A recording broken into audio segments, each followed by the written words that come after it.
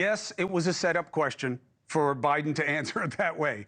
But what do you say to people who are concerned that former President Trump won't play by the rules of democracy unless the rules go his way?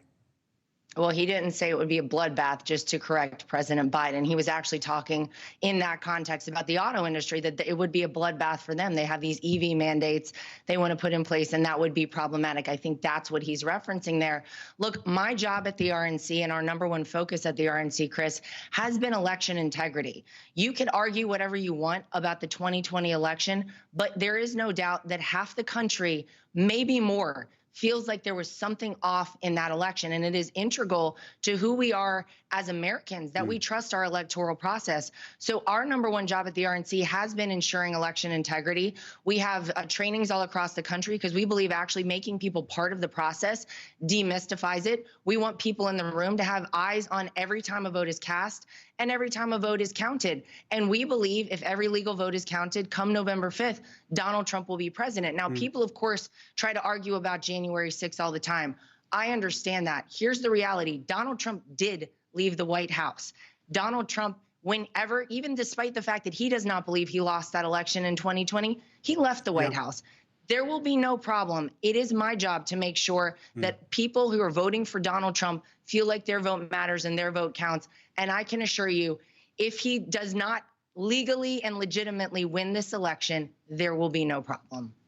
And look, obviously there's recourse, there's ability to litigate. We've seen it before with both parties. I would push back and say one of the reasons a lot of people in the country don't believe the last election was a fair election is because what they've been told by your father-in-law and a lot of his people. And what they saw, Chris, that was a very unique election. You had such a huge mail-in vote that came in. It was unlike anything we've ever seen.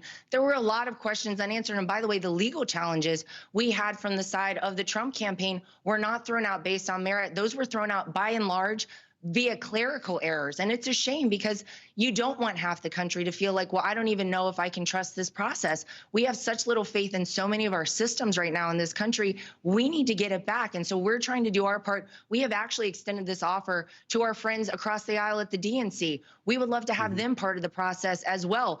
We have not received an answer back on that to our open invitation, but it does still stand as well. I'm with you. Look, we differ about why the mood is what it is. The lawsuits weren't successful. There's never been anything proven.